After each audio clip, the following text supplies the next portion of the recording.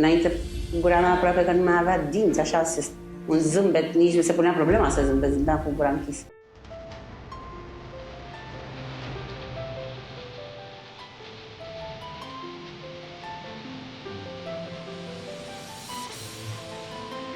Experiență foarte pozitivă. Bunătățirea s-a simțit a doua zi.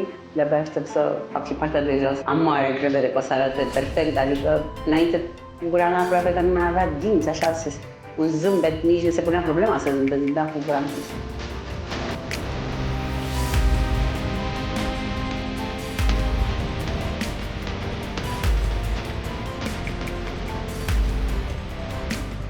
N-am avut nicio problemă, dureri.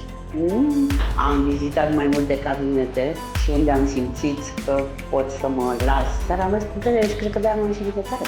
Mi se explica și totul pe îndelete.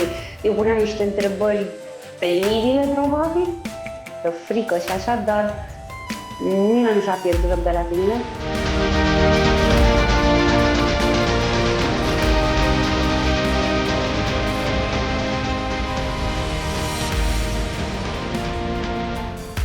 Și chiar dacă am avut de gând să fac doar partea de jos, mi s-a explicat de unde aveam niște dureri, care eu n-am știut că aveam de acolo.